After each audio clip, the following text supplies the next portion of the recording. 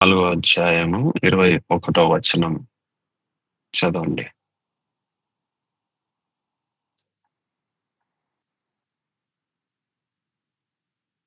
ఎవరైనా చదవచ్చు. తీసుకున్నోళ్ళు ఎవరైనా గూడా.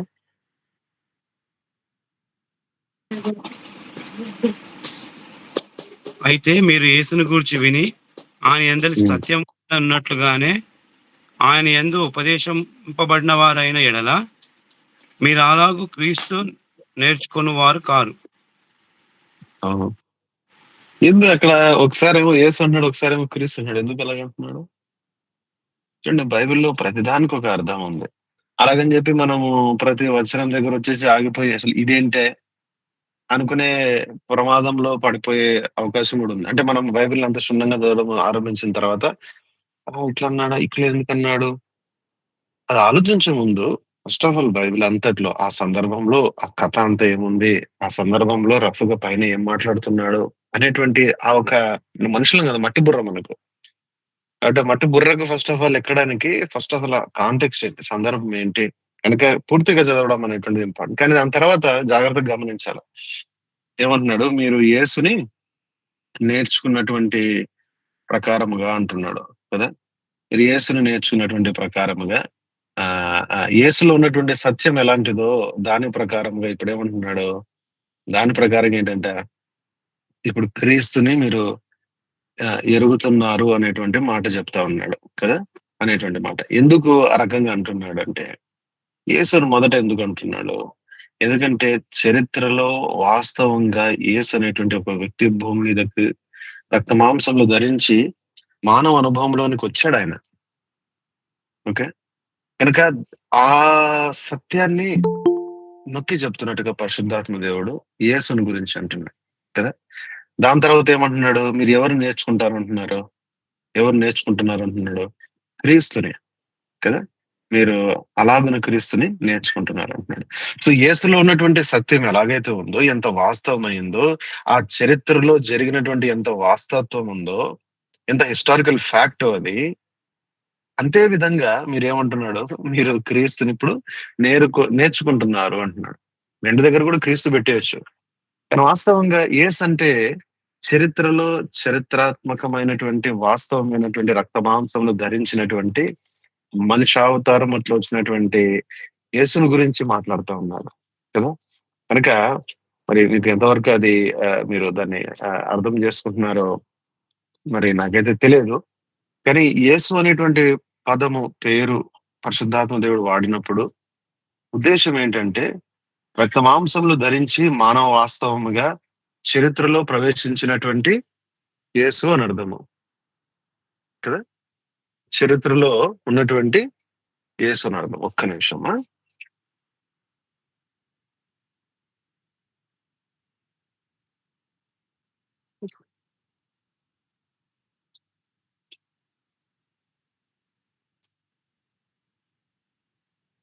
సరే. హ్మ్. కనుక యేసుని గురించిన సాక్ష్యం, ప్రవచన సారం అన్నప్పుడు దాని అర్థం, ఉద్దేశ్యం ఏంటి చెప్పండి?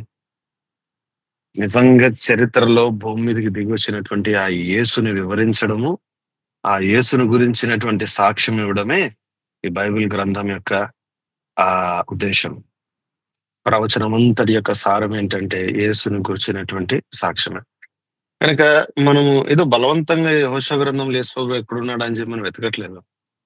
యేసు ప్రభు అంతటిలో ఉన్నాడు. సర్వవ్యాపి అయి ఉన్నాడు కదా! కనుక ఆయనను గమనించడానికి ప్రయత్నిస్తా ఉన్నాం. కనుక ఆ క్రమంలో యెహోషువ గ్రంథంలో మనం అనేకమైన విషయాలు మనం చూసాం కదా! యెహోషువ గ్రంథము యొక్క సారము, ఉద్దేశ్యం ఏంటి అంటే, ఆదికాండంలో దేవుని యొక్క సంకల్పం అనేటువంటిది మనకు కనపడతా ఉంది. తర్వాత నిర్గమకాండంలో దేవుని యొక్క విమోచనను మనం గమనిస్తా ఉన్నాం. లేవ్యకాండంలో దేవుడు ఎలాగా తనను తన కొరకై మరి మనల్ని ఏర్పరచుకున్నాడు అనేటువంటి సంగతి, ఆ రీతిగా చేసి ఆయన మనల్ని పరిశుద్ధపరుస్తున్నాడు అనేటువంటి విషయం మనం అక్కడ గమనిస్తా ఉన్నాం. సంఖ్యాకాండంలో మనకు మన వాస్తవం అర్థమైతా ఉంది. మన వాస్తవం అర్థం అవడంతోనే దేవుడు మనల్ని ఎట్లా వ్యవహరిస్తాడో, how does he deal with us కదా! ఎలాగ డీల్ చేస్తాడంట ప్రభు? కృపను బట్టి కదా! అంతగా వాళ్ళు సంఖ్యాకాండంలో వాళ్ళేం చేస్తూ వచ్చారో పాపం, పాపం, పాపం, తిరుగుబాటు, తిరుగుబాటు, తిరుగుబాటు చేసే కొలది దేవుడేం చేస్తూ వచ్చాడు? అంతకంతకు కృపను చూపిస్తాడు. కృపను బట్టి వారిని నెగ్గుతున్నాడు. దాని యొక్క జరిగిన విషయం ఏంటి? ఆ కృప ఎలాంటిది? అదుత్త కృప అంటే జస్ట్ ఇట్లా ఓర్చుకుంటది, ఉత్త క్షమిస్తానే ఉంటదా? కొన్నిసార్లు మనం కృపను అట్లా డెలిగేట్ చేస్తాం. మనం అనుకుంటే వి థింక్ దట్ కృప అంటే ఓకే. ఇట్లా జస్ట్ ఓర్చుకుంటా సాఫ్ట్‌గా, నైస్‌గా ఇంకా ఇలాగనే చేస్తూ చేస్తూ ఉన్నదంతా కూడా కృప అని చెప్పి. కానీ కృప అట్లా కాదు. కృప ఏం చేస్తుంది? కృప అవసరం కొలది అన్నీ చేస్తుంది కదా! కృప అవసరం కొలది అన్నీ చేస్తుంది. అయితే సమస్తము సమకూడి మేలుకే చేస్తుంది కదా! ఆ చేయడంలోనే ఇంకొకటి కూడా జరిగింది వాళ్ళకి. ఏం జరిగింది? ఆ మొదటి తరం అంతా కూడా అరణ్యంలో రాలిపోయింది. మనలో గూడా మొదటి సంగతులు, మొదటి విధానము, పుట్టుకతో నుంచి వచ్చినటువంటి సంగతులు అవన్నీ గూడా లయమైపోతాయి. అరణ్య జాత్రలో. విసిగిపోయి, వెసారిపోయి, మనం ప్రయత్నం చేసి, చేసి, చేసి ఇంకా మొదటి సంగతులు మనకే అర్థమైపోతది. మనం ఏదైతే అనుకునుంటామో oh! This is me. This is David. Oh! This is ah, Sudhakar. ఇది ఈ ఆలివ్ అంటే ఇది. ఆ! అని మనం ఏదైతే అనుకుంటామో అవన్నీ గూడా ఏమైపోతాయి? అన్నీ గూడా లయమైపోతాయి. అన్నీ గూడా అరణ్యంలో రాలిపోతాయి కదా! తగ్గింపులోనికొస్తాం. వచ్చిన తర్వాత ఇప్పుడు ఆ రెండో తరం లాంటి సంగతి. అదే జరిగింది గదా! మొదటి తరం వాళ్ళది చనిపోయింది. దాని తర్వాత రెండో తరం. అది ఆత్మీయంగా మనం అర్థం చేసుకుంటే. మనలో ఇప్పుడు రెండో తరం వంటి సంగతులు. పిల్లలాంటి సంగతులు. అలాంటివి వాటిని బట్టి ఇప్పుడు దేవుడు వాటిని ఏం జేస్తాడు? అది సంఖ్యాకాండం యొక్క సారము. At a very high level. దాని తర్వాత ఏం జరుగుతుంది? అంటే ఆదికాండంలో దేవుని సంకల్పం ఉంది. నిర్గమకాండంలో దేవుని విమోచన ఉంది. కదా! లేవికాండంలో ఆయన మనల్ని ఎలాగ పరిశుద్ధపరుస్తున్నాడనేటువంటి సంగతుంది. ఆ తర్వాత సంఖ్యాకాండంలో మన బలహీనత బయటపడింది. మన బలహీనత బయటపడడంతోనే ఇంకా అధికంగా ఆయన కృప బయటపడింది. కృప విస్తరించింది. ఎక్కడ పాపం విస్తరించిందో అక్కడ కృప ఏమైందంట అపరిమితముగా విస్తరించింది. దానిని బట్టి ఏం జరిగింది? ఆ! రెండవ తరము యొక్క అనుభవంలోనికొచ్చినాము. పిల్లల యొక్క అనుభవంలోనికొచ్చినాము. వచ్చి ద్వితీయోపదేశ కాండం దగ్గర ఏం జరిగింది? దేవుడు ఏం చేశాడు? రెండోసారి ద్వితీయ ఉపదేశం చేశాడు. రెండోసారి ఉపదేశం చేశాడు. ఇది ప్రతి వాని జీవితంలో, ప్రతి విశ్వాస జీవితంలో ఇది జరిగి తీరాల్సిందే కదా! దేవుణ్ణి వెతుకుతున్నటువంటి, దేవుణ్ణి ఆశగా దేవుని వైపు ఆత్మ సంబంధమైనటువంటి విషయాల్లో యేసుక్రీస్తు ప్రభువుని ఎరగాలనే ఆ ఉద్దేశంతో ముందు కొనసాగేటువంటి ప్రతి వారికి ఆ 2 అనుభవాలు తేటగా కనపడతాయి. అప్పుడు కనపడకపోవచ్చు. కానీ రాను రాను వాళ్ళకి కనపడతాయి. అవును. ఒకప్పుడు సినాయి పర్వతం దగ్గర చేసినటువంటి ఉపదేశము. కానీ ఇప్పుడేంటంటే మోయాబు అరణ్యం దగ్గర చేస్తున్నటువంటి ద్వితీయ ఉపదేశం. రెండోసారి ఉపదేశం. మరలా ధర్మశాస్త్రం చెప్పినట్టుంటది. మరలా వాక్యం చెప్పినట్టే ఉంటది. కానీ ఈసారి ఎట్లుంటది? కొత్తగా ఉంటది. ఈసారి అర్థమైతది. ఇది ఇది ట్రాన్సాక్షనల్ గాదిది. కదా! అందుకే ద్వితీయోపదేశ కాండంలోనే మొట్టమొదటిసారి దేవుడేం చెప్తాడు? నేను మిమ్ములను ప్రేమించుచున్నానని చెప్పి he expresses his love for the first time ద్వితీయోపదేశ కాండంలో. కదా! ఆ ద్వితీయోపదేశ కాండంలో ఏం జరిగింది? మోయాబు అరణ్యం దగ్గర ఆగి మోషే 4 వర్తమానాలిచ్చాడు. 4 ప్రసంగాలు చేశాడు. లేదంటే 4 అడ్రెసెస్ ఆఫ్ మోసెస్ కదా! ఆ నాలుగిట్లో గూడా మనకు అర్థమయ్యేటి ఏంటంటే, ఈ ఇంతవరకు తీసుకొని వచ్చినటువంటి ఆ వెనక చరిత్రను ఒకసారి గుర్తు చేశాడు. దాని తర్వాత ఒక దాంట్లో ఏం చేశాడు? ఆ భూమిలో ఎట్లా ప్రవేశించాలో చెప్పాడు కదా! దాని తర్వాత ఆ భూమిలో ఎట్లా కొనసాగాలో చెప్పాడు. దాని తర్వాత నాలుగో వాటిలో ఏం చెప్పాడంటే, ఆ భూమిలో నుంచి మరలా మనం పడిపోతే దేవుడు ఎట్లా సమకూరుస్తాడనేది కూడా చెప్పాడు. అది ద్వితీయోపదేశకాండం. ఆ భూమి ఎవరు? మనం ఎన్నో సార్లు దీని గురించి ఆలోచన చేసాం. ఎవరు ఆ భూమి చెప్పండి? యేసు క్రీస్తు ప్రభువే కదా! ఇంకోటి నేను చెప్పనా? Truth is very truth has ఎట్లా చెప్పాలది? సత్యమును మనము ఎరిగినప్పుడు దానికి ఎన్నో పొరలుంటాయి కదా! సత్యమే. దానికెన్నో పొరలుంటాయి. ఇప్పుడు మీరన్నారు, ఆ భూమి ఎవరు అంటే మీరేమంటున్నారు? యేసు ప్రభువే. కానీ మీరు ఏ ఉద్దేశ్యంతో ఆ మాట అంటున్నారో నాకు తెలియదు. అది నాకు తెలియదు. మీరు కేవలము as a knowledge, as an ఇంటెలెక్చువల్‌గా అంటే ఒక సత్యముగా జస్ట్ రా ఫ్యాక్ట్స్ ఒక సిద్ధాంతముగా. అచ్చా బైబిల్‌లో ఇలాంటి ఇలాంటి దీని మీనింగ్ తెలీదు. ఇప్పుడు దీని మీనింగ్ తెలిసిపోయింది. దీని మీనింగ్ ఏంటంటే భూమి ఈజ్ ఈక్వల్ టు జీసస్ అని ఆ ఉద్దేశంతో అంటున్నారా? లేదంటే మీ మనోనేత్రాలు వెలిగించబడి భూమి, భూమి అంటే ఒక వలయము. భూమి అంటే మనమంతా ముందు ఉంచబడినటువంటి జీవితము. భూమి అంటే మనం ముందు ఉంచబడినటువంటి ఆ యాత్ర ప్రయాణము చేసేటువంటి ప్రాంతము. ఇదంతా గూడా భూమి. మనం ఆలోచన చేస్తే ఆత్మ సంబంధమైన విధానంలో అవును. మన యాత్ర అంతా కూడా యేసు ప్రభులోనే కదా! మన యాత్ర అంతా కూడా ఆయనను అంతకంతకు అనుభవించుకోవడమే గదా! మన యాత్ర అంతా గూడా, మన జీవితం అంతా గూడా ఇంకనూ మనం యేసు ప్రభువుని ఎరగడమే గదా! ఇంకనూ ఆయన్ని మనం సంపాదించుకోవడమే గదా! ఇంకనూ మనము ఈ ఆత్మ సంబంధమైనటువంటి ఈ భూమిని స్వాధీనపరచుకోవడమే కదా! ఈ భూమిలో ఎన్ని రకాలైనటువంటి శ్రేష్టమైనటువంటి సంగతులున్నాయని ఎరగడమే గదా! ఈ భూమిలో ఎన్ని రకాలైనటువంటి ఆత్మీయమైనటువంటి ఆశీర్వాదాలున్నాయో వాటిని మరి స్వాధీనపరచుకోవడమే గదా! ఆ ఉద్దేశమును బట్టి మీరు భూమి అంటే యేసుక్రీస్తు ప్రభు అంటున్నారో నాకు తెలియదు. మాట అర్థమైందా? కేవలము తెలిసిపోయింది, మాకు తెలిసిపోయింది. భూమి ఈజ్ ఈక్వల్ టు యేసు ప్రభు. భూమి ఈజ్ ఈక్వల్ టు యేసు ప్రభు. కదా! అలాగంటున్నారా? లేదంటే అవునన్నా మా ముందుంచబడినటువంటి ఈ జీవితము, ఈ అవకాశము, మా ముందుంచబడినటువంటి పరుగు పందెము, ఇదంతటి యొక్క ఉద్దేశ్యం ఈ భూమి యేసు ప్రభుని స్వాధీనపరచుకోవడమే గదా! ఇవన్నీ గూడా మా ముందు తీసుకురాబడినవి. మేము ఇంకనూ యేసు ప్రభుని ఎరగడానికే గదా! అవును ఆయనే గదా సమస్తము అనే ఉద్దేశంతో యేసుక్రీస్తు ప్రభు అంటున్నారా? నాకు తెలియదు. ఎవరికీ తెలియదు. ప్రమాదం ఏంటి చెప్పనా? నాకు గూడా నా మట్టి బుర్రకు గూడా కొన్ని సార్లు ఆ మొదటి రీతిగా ఆలోచన జేస్తాను. ఆ! అచ్చా! భూమి అంటే యేసు ప్రభు. So, it becomes something which is mechanical, something that is factual, intellectual. Just oh! ఈ ఈ ఈ వచనానికి ఇది అర్థము. ఓహ్! యేసుని గురించినటువంటి సాక్ష్యం అంటే హిస్టారికల్ జీసస్. ఓకే. అదా? లేదంటే దాని ఎనకాల నిజంగా యేసు ప్రభు స ఆయన ఆయన భూమి మీదకి దిగొచ్చాడు గదా! ఎలాగైతే మనమందరము వాస్తవము, మనందరికంటే అధికమైన వాస్తవం అంట గదా! అలాంటి యేసు ప్రభు భూమి మీదకి దిగి వచ్చినటువంటి ఆ యేసుక్రీస్తు ప్రభువును చూపియడానికే గదా బైబిల్ అంతా ఉంది అని అట్లా అనుకుంటున్నావా? ఏమనుకుంటున్నావు? ఎలాగనుకుంటున్నావు? వాక్యమును ఎట్లా ప్రేమిస్తున్నావు? వాక్యమును ఎట్లా ధ్యానిస్తున్నావు? వాక్యం నుంచి ఏం కోరుకుంటున్నావు? అనేది ప్రాముఖ్యమైనటువంటి ప్రశ్న. సరే. అది మెట్టుకి దేవుడు వాళ్ళకి ఏం చేశాడు? ద్వితీయోపదేశం చేశాడు మోషే ద్వారా. చేసిన తర్వాత ఇప్పుడు ఆ చేయబడినటువంటి ఉపదేశము ఈ రెండో తరం వారు ఇప్పుడు నిజముగా స్వాధీనం యొక్క అనుభవంలోనికి వస్తున్నారు. యెహోషువ గ్రంథం ఏంటి చెప్పండి? అనుభవము కదా! Possess thigh possession. ఉపధ్యాయ గ్రంథం 17వ వచనంలో రాయబడింది. యాకోబు సంతతి వారు తమ స్వాస్థ్యములను స్వతంత్రించుకొందరు అని రాయబడింది. That the children of Israel they shall possess their possession. వాళ్ళదే అంట పొసెషన్. కానీ పొసెషన్ ఏం చేయాలా? You must possess. నాది అని చెప్తే ఏం లాభం? నువ్వు ఎళ్లి అక్కడ ఉంటే గాని అది నీది కాదు. కదా! దైవికమైనటువంటి ఆత్మీయమైన విషయాలు అలాంటివి. కనుక యెహోషువ గ్రంథం యొక్క సారముద్దేశం ఏంటి? అది ఎట్లా మనము అడుగులేస్తాము? అది ఎలాగా ప్రాక్టికల్‌గా అనుభవం అయితది అనేటువంటిది. కదా! ఆ ఉద్దేశంతో రాయబడినాయి. కనుక యెహోషువ గ్రంథం గురించి మనం ఆలోచన చేసాం కదా! మొదటి అధ్యాయంలో కొన్ని అట్లా జస్ట్ ఒకసారి అట్లా నీకు గుర్తు చేస్తా. మొదటి అధ్యాయంలో మనకు కనిపించేటువంటి సంగతి ఏంటి? రెండవ వచనంలో అంటాడు. ఎవరైనా తెలుగు బైబిల్ తీసుకోండి, త్వరగా చదవండి. రెండవ వచనంలో ఏమనుంది? Moses my servant is dead, now therefore arise. కదా! మోషే నా దాసుడు ఏమైనాడంట? ఆ! మృతి నొందినాడు గనుక నీవు లేచి. కదా!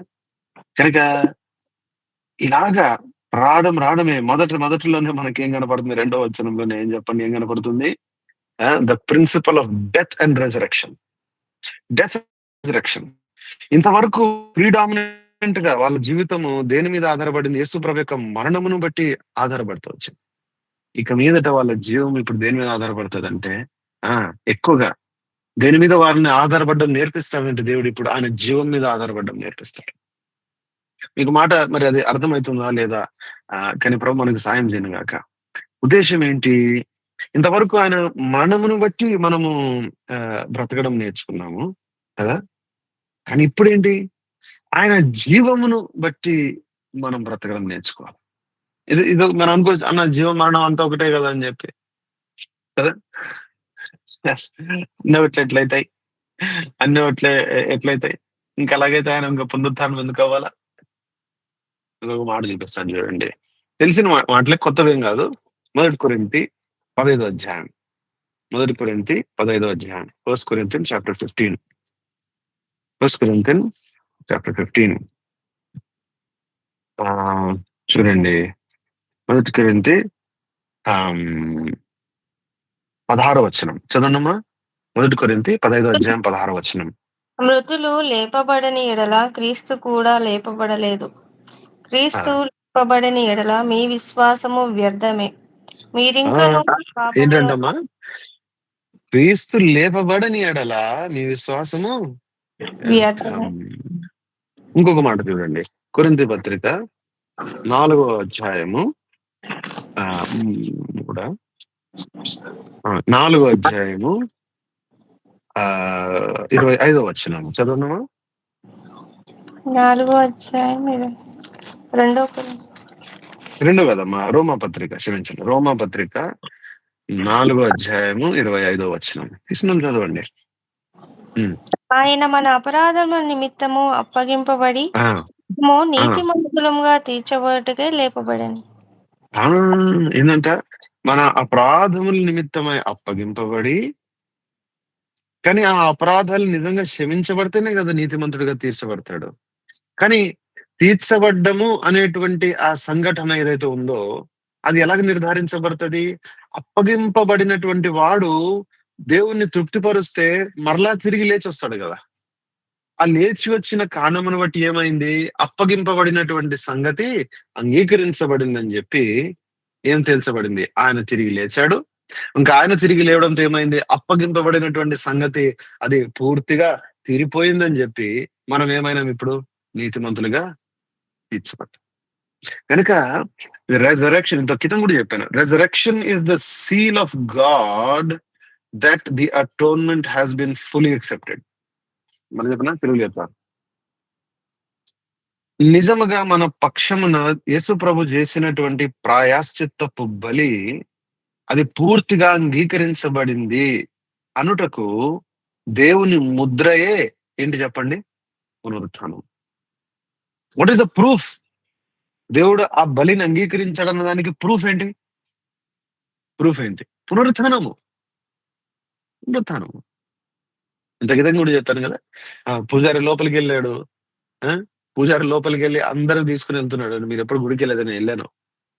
అందరు తీసుకుని వెళ్తున్నాడు, టెంకాయ అందరు తీసుకుని వెళ్తున్నాడు, బయటకు వస్తున్నాడు, చిప్ప కొడుతున్నాడు, కొంత ఇస్తున్నాడు, కొంత పెడుతున్నాడు, వస్తున్నాడు, బయట వస్తున్నాడు, పోతున్నాడు. ఒకటిది తీసుకెళ్లేసరికి లోపలే ఉన్నాడు, ఇంకా బయటకు రావట్లేదు. అరగంట అయిపోయింది, గంట అయిపోయింది, చూస్తూ లోపల చచ్చిపోయినాడు. ఇప్పుడు చెప్పండి, ఎవరి మీదకి వచ్చినట్టు ఉగ్రత? ఆ పూజారి మీద వచ్చింది, కానీ వాస్తవంగా ఎవరి మీదకి వచ్చినట్టు? ఎవరిని అర్పణ తీసుకుని వెళ్ళాడో వాడి మీదకి వచ్చినట్టు. అవునా? సో అర్పణ ఎవరి పక్షమున తీసుకెళ్లాడో వాడు అంగీకరించబడ్డాడు అన్న దానికి ఒక నిర్దిష్టమైనటువంటి ప్రూఫ్ ఏంటి? పూజారి బయటికి రావాలా, ఆ యాజకుడు బయటికి రావాలా. అవునా? యేసు ప్రభు అలాగా అనడం కంటే దానికంటే ఎంతో రెట్లు ఎక్కువ. ఆయన మన అపరాధముల నిమిత్తమే అప్పగింపబడి ఏంటంట మనం నీతిమంతులుగా తీర్చబడుటకై లేపబడ్డాడు. మీకు అర్థమైంది కనెక్షన్? కనుక ఆయన పునరుత్థానం అంత ఖచ్చితమైంది.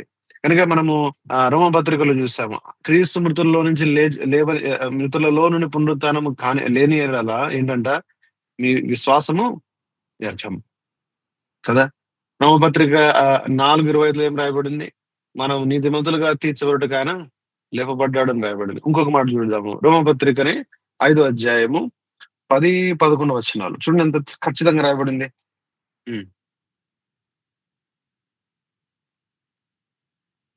9, 10, 11 చదవండి అమ్మా. 9, 10, 11 లేదా 9, 10 చదవండి. రోమపత్రిక 5వ అధ్యాయము 9, 10 చదవాలి. మీరు అందరు చదవాలా టకటక. కాబట్టి ఆయన రక్తం వల్ల ఇప్పుడు నీతిమంతులుగా తీర్చబడి మరింత నిత్యం ఆయన ద్వారా ఉగ్రత నుండి రక్షింపబడుదుము.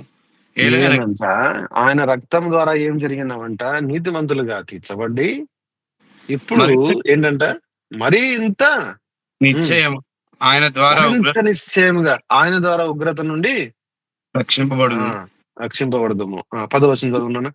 ఎలయనగా శత్రువులై ఉండగా ఆయన కుమారుని మరణం ద్వారా మనము ఈ దేవునితో సమాధానపరచబడిన ఎడల ఆయన మరణము ద్వారా ఏమంట? సమాధానపరచబడిన ఎడల ఇప్పుడు సమాధానపరచబడిన వారమై ఆయన జీవించుట చేత మరి నిశ్చయంగా రక్షింపబడదుము.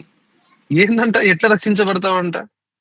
ఆయన జీవించుట చేత మరి నిశ్చయముగా రక్షింపబడతాం కదా.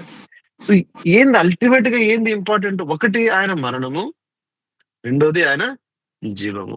అయితే ఇంతవరకు ఇజ్రాయేలీలకి ఏం నేర్చుకున్నారు చెప్పండి. ఒక మాట చెప్పాలంటే మీరు ఒక మాట చెప్పాలా? ఆ మొదటి తరానికి ఆ రెండో తరానికి ఏంటి డిఫరెన్స్? ఎన్నో ఉన్నాయి. వారి అనుభవాల్లో వీరి అనుభవంకి ఎన్నో తేడాలు ఉన్నాయి. కానీ ఒక ప్రాముఖ్యమైనటువంటి డిఫరెన్స్ ఏంటి చెప్పండి? ఆ మొదటి తరం అంతా కూడా ఆయన మరణమును ఎక్కువగా అనుభవించుకుంది, ఆయన జీవమును మర్చిపోయింది. ఈ రెండో తరం ఏదైతే వస్తుందో, ఈ రెండో తరం ఏం చేస్తుందంటే ఆయన మరణము, ఆయన జీవము రెండింటిని అనుభవించుకుంటది. మాట అర్థమవుతుందా? అట్లేదా? నోట్స్లు రాసుకుంటున్నారు కానీ ఇవంతా ఆత్మీయంగా మేలు చేయాలి. ఇది ఎవరికి చెప్పడానికి కాదు. అందుకే మీరు చూస్తే నేను ఏం 5 పాయింట్లు చెప్పట్లేదు మీకు. జస్ట్ ఏదో ఐఎమ్ జస్ట్ షేరింగ్ కదా. నేనేం message, I'm not giving a beautiful message. There is nothing beautiful about my message. It is not a message. మీరు అనుకోవచ్చు బ్రదర్ ఏదో జస్ట్ అట్లా జస్ట్ థాట్స్ చెప్తున్నారు. That is what it is. It is just meditation. So ఆ తరానికి ఈ తరానికి difference ఏంటి అని ఎవరిని అడిగితే, ఆ తరం దేని మీద ఎక్కువగా ఆనుకున్నది? ఆయన మరణం ఒక్కటే కదా. ఈ తరం ఏం చేస్తుంది ఇప్పుడు? ఈ తరానికి దేవుడు నేర్పిస్తుంది ఏంటి? ఆయన జీవమును కూడా అనుభవించుకోవడం. That is the fact. అంతే కదా. See I tell you the book of facts. ఆయన ఏం చేశాడంట చూడండి. అపోస్తుల కార్యము మనం చదువుదాము చూడండి. కొత్తగా ప్రభు మనతో మాట్లాడను గాక. అపోస్తుల కార్యము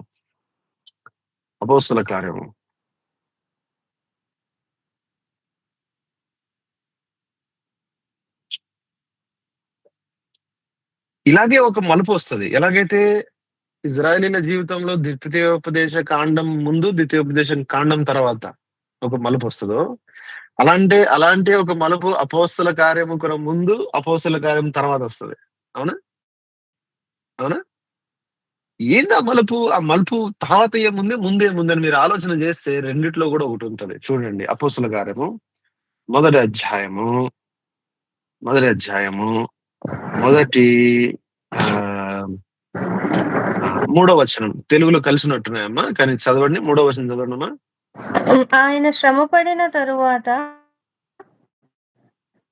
40 దినముల వరకు వారికి అగపడుచు 40 దినముల వరకు వారికి అగుపడుచు దేవుని రాజ్య విషయములను గూర్చి బోధించుచు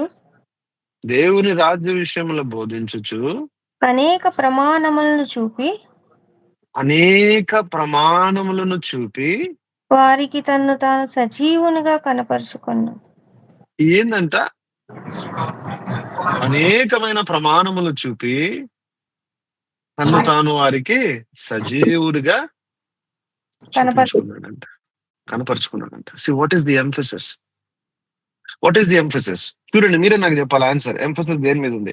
దాని తర్వాత వాళ్ళు అందరూ కూడా కూడి వాళ్ళు ప్రార్థన చేయడం మొదలు పెట్టారు కదా. ప్రభువును ఎవరిని ఎంపిక చేసుకున్నావు, నీ ఉద్దేశం ఏంటని చెప్పి వాళ్ళు ప్రార్థన చేశారు. వాళ్ళు ప్రార్థన చేసి వాళ్ళు చీట్లు వేశారు కదా. చీట్లు వేస్తున్నటువంటి టైంలో వాళ్ళు కొంతమందిని షార్ట్ లిస్ట్ చేసుకున్నారు.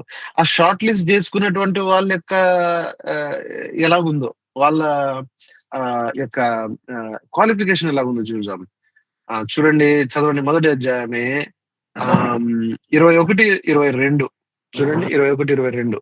కాబట్టి యోహాను బాప్తిసం ఇచ్చినది మొదలుకొని ప్రభువైన యేసు మన యొద్ద నుండి పరమునకు చేర్చుకొనబడిన దినము వరకు ఆయన మన మధ్యన సంచరించుచుండిన కాలమంతయు మనతో కలిసి ఉన్న వీరిలో ఒకడు.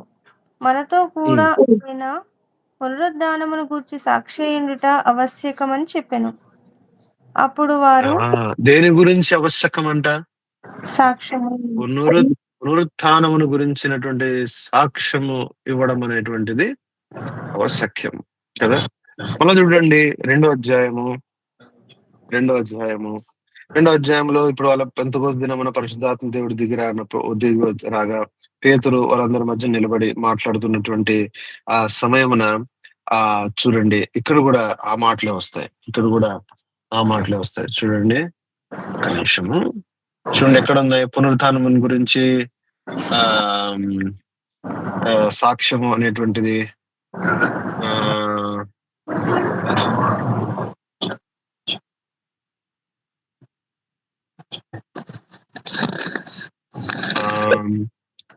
చూడండి 24వ వచనము. మరణము ఆయన బంధించి ఉండుట అసాధ్యము గనుక దేవుడు మరణ వేదనలను మరణం ఆయన్ని బంధించి ఉంచుట అసాధ్యము. మళ్ళా 31 చదవనమా. 31 క్రీస్తు పాతాళంలో విడవబడలేదనియు ఆయన శరీరము కుళ్ళిపోలేదనియు దావీదు ముందుగా తెలుసుకుని ఆయన పునరుద్ధానమును గూర్చి చెప్పాను. దేవుడు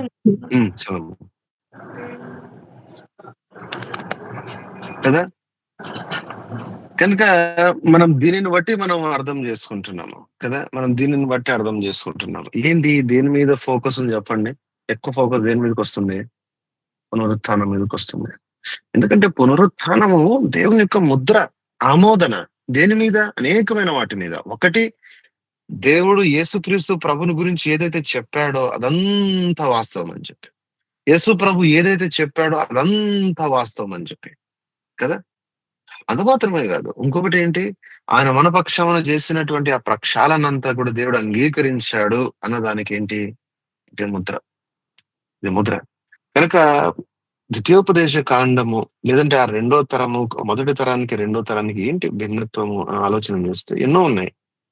ఒకటి ఏంటంటే ఇప్పుడు వాళ్ళు తగ్గింపులోనికి వచ్చారు, బాలుల స్వభావంలోనికి వచ్చారు, చిన్నపిల్లల వంటి వారైనారు, రెండో తరముగా అయినారు.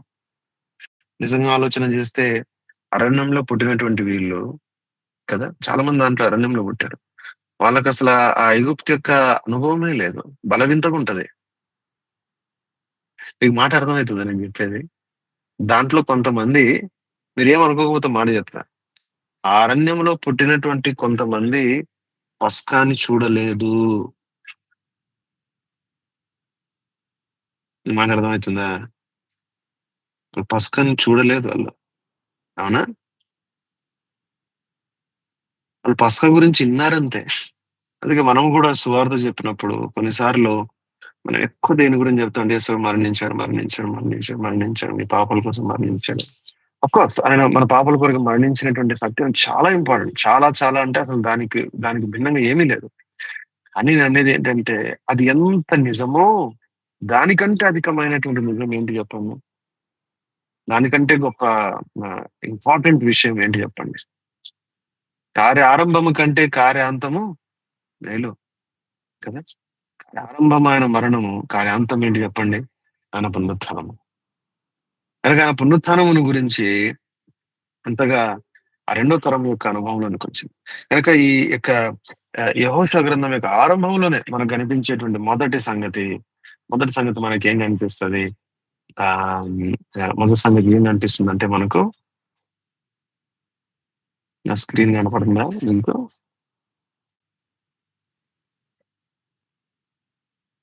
నా స్క్రీన్ కనపడుతున్నాను, రైట్. కనుక ఆరంభంలోనే మొదట ప్రస్తావన ఏంటి చెప్పండి? నీవు లేచి, మోషే నా దాసుడు మృతి నందన కనుక నీవు లేచి, Moses my servant is dead now therefore arise, the principle of death and resurrection of Christ. Okay, ప్రాముఖ్యంగా ఇక్కడ మీరు గమనిస్తారు, సమపాలలో ఆయన మరణము, ఆయన జీవము, ఇవి రెండు కూడా ఇప్పుడు మనకు కనపడతాయి యెహోషువ గ్రంథంలో. And that is what is balanced Christian. That is what is balance Christian. మనం ఒక నిమిషం ఆలోచన చేద్దాం. మన జీవితంలో మనం ఇంత నష్టం ఎందుకైనా? యేసు ప్రభుని ఎరిగిన తర్వాత కూడా ఇంత నష్టమైనట్టు ఎందుకైనా? No why? One of the reasons, ఒక కారణం ఏంటి? We are imbalanced Christians. Imbalance Christian ఎట్లా? మనం ఎక్కువ దేన్ని అనుకున్నాము? ఆయన నా కోసం చనిపోయినాడు. కనుక నా తప్పులైతే, పొరపాటైతే, పాపమైతే, పతనమైతే ఆయన క్షమిస్తాడు, రక్తంతో గడుగుతాడు. కానీ ఇంకొక సంగతి ఉన్న ఆ యొక్క ఆలోచనలోనికి రాలేదు మనం. ఇంకొక సంగతి ఉందని చెప్పి, ఏంటి చెప్పండి? ఆ ఇంకో సంగతి ఏంటంటే, ఆయన సజీవుడిగా లేచి ఉన్నాడు అనేటువంటి సంగతి. ఆయన లేచాడు అనేటువంటి సంగతి. అంతే కదా! అందుకే కదా మనకు నష్టం. మనం అది నేర్చుకోవట్లేదు. అరే ఆయన ఆయన బ్రతుకున్నాడు కదా! ఆయన జీవిస్తున్నాడు కదా! ఆయన ఉన్నాడు కదా! అరే ఆయన్ని ఎట్లా ఎరగాలా? ఆయన్ని ఎట్లా అనుభవించుకోవాలా? ఎట్లా దగ్గరికెళ్ళాలా? ఆ చింత లేదు మనకు. ఆ ఆలోచన లేదు మనకు. మన ఆలోచన అంతా ఏంటి చెప్పండి? తప్పు చేసాం, పొరపాటయింది. పొరపాటు చేయకూడదు. మన మన బలంలో మనం అనుకుంటాం చేయకూడదు. అట్లా చేయకూడదు, ఇట్లా చేయకూడదు, అలాగుండాలి, ఇలాగుండాలా అని చెప్పి, ఓహ్! తప్పైతే మళ్ళా ఓ ప్రభా క్షమించు రక్తంతో కడుగు, క్షమించు రక్తం. So what have we invested? మనం ఎక్కువ శాతం మనము దేని మీద? ఎక్కువ శాతం అంటే ఆల్‌మోస్ట్ 99% దేని మీద ఫోకస్ ఉంది మనది? చెప్పండి. ఆయన మరణం మీదనే ఫోకస్. అంటే ఏంటి? పాపంలో పాపంలో పడిపోకుండా నేను జాగ్రత్త పడాలా? పడిపోతే ఆయన కడుగుతాడు. దీని మీదనే. అవునా? అవునా కాదా? నెక్స్ట్ ఆ! మరి మనం ఆత్మీయంగా ఎదిగేటప్పుడు ఏం జరగాల? ఏం జరుగుతుంది? ఆయనను బట్టి జీవించడం అనేటువంటిది నేర్చుకుంటాం. ఆయనను బట్టి, ఆయన ప్రేమను బట్టి, ఆయనను ఎరిగి, ఆయన మనకెంత సన్నిహితుడో, ఎంత దగ్గరకొచ్చాడో, ఎంత సమీపంగా వచ్చాడో, ఎలాగ మన కష్టాలన్నిటికి నివారణ ఆయన దగ్గర ఉందో, ఎంత దగ్గరకొచ్చాడా అనేటువంటి అనుభవము మనం ఇప్పుడు నేర్చుకుంటాం. అది కొత్త తరం నేర్చుకుంది. అది ద్వితీయోపదేశ కాండంలో జరిగింది. అది అపోస్తుల కార్యంలో జరిగింది. కరెక్ట్ అంటారా? తప్పంటారా? అవునా? గనక అలాంటిది, అలాంటి ఆలోచన, అలాంటి ఆలోచన మనకు యెహోషువ గ్రంథంలో కనపడతది కదా! కనుక యెహోషువ గ్రంథంలో ఆరంభంలోనే ఆయన మరణము, ఆయన పునరుత్థానం లేదంటే ఆయన పునరుత్థానం మీద మనకు ధ్యాస పెట్టబడింది ఇక్కడ కదా! Moses my servant is dead now therefore arise. Therefore arise కదా! ఆ తర్వాత రెండోది కనిపించింది. The principle of inheritance. ఏంటంట? ఇది మీకు ఇచ్చి ఉన్నాను అంటాడు తెలుగులో. కదా! లేదంటే తెలుగులో అట్లా లేదు. ఇంగ్లీష్‌లో అట్లా ఉంది. That I have given unto you. Every place that the sole of your foot shall tread upon that I have given unto you. ఇస్తాను అని కూడా కాదు. ఇచ్చేసాను. యేసుక్రీస్తు ప్రభులో పరలోక స్థలంలో ప్రతి ఆశీర్వాదంతో దేవుడు మనల్ని ఏం చేశాడంట? ఆశీర్వదించి ఉన్నాడంట. హ్యాండ్ రైజ్ చేశాడా ఎవరన్నా?